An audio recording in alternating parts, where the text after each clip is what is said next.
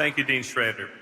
With pleasure, I present William Flynn Wade, candidate for the degree Bachelor of Science in Psychology, summa cum laude, and a member of Alpha Sigma Nu, who will offer some remarks on behalf of the graduates of the College of Arts and Science.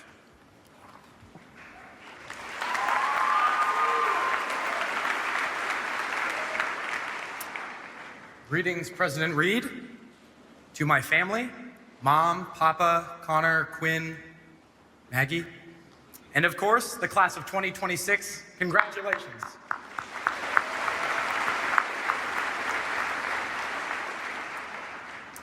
A hallmark of Loyola University Chicago for us all is our lakefront. Accepted students visits, campus tours, sunrise prayer, all of us here take advantage of this gift Loyola has to offer.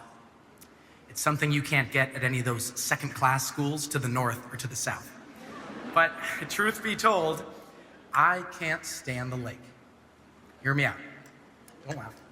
Nearly a year ago, in April 2025, I readied myself for my morning swim. One stroke led to two strokes led to three, and I was in rhythm, and the world was beautiful.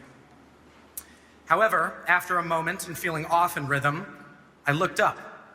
The IC and the chapel, they didn't look quite right. I'm out too far, I thought to myself. I'm stuck in a rip current. My heart began pounding, everything sped up and simultaneously slowed down. After a second, I started yelling for help, waving my arms to hoping to catch anyone's attention, but to no avail. We have collectively had heart-pounding moments like this over the past 4 years, where the expectations of our futures soar in our minds and hearts, but they get checked. Like ivy up a wall, can slowly become overwhelming and trap us. For these seconds in deep water, I saw the world differently, as we all can, with honest hearts, knowing that our paths may not go according to plan.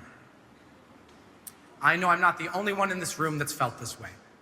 We know that Loyola provides a rich and whole experience, but when we are called to reach far, we can oftentimes find ourselves in deeper waters.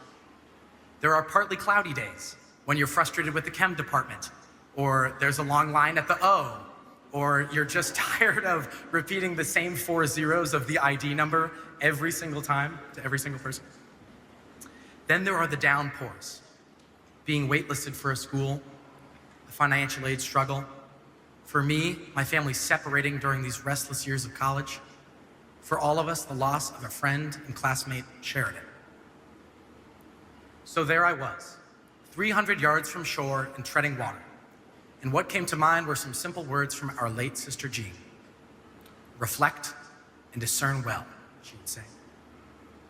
Like us all, I was trying to tread carefully, but when looking at the horizon, realized I was going nowhere if I didn't take my discernment into action.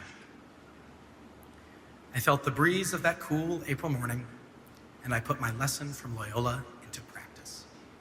To trust my discerning mind and heart in deep water, and to have the courage to turn over and look up, despite every instinct not to. I began the backstroke, and 1 stroke led to 2, and 2 strokes led to 3, and I found my way ashore. Fellow ramblers, Loyola cannot teach us which decisions to make in life, but she has given us this recipe: to trust your discerning mind and heart, and then to flip over, despite your fears. Discern and act well. So in all our future days of deeper water, we must trust this, and as Sister Jean always said, discern well, because then you will never get stuck in a rip current like Billy did. She really said that. Trust your discernment, trust those to your left and to your right, so that despite your first instinct, we may all come to first think and then act as though we can never sink. My best to you as Billy Wade, or as Loyola calls me, 00001617199. Thank you.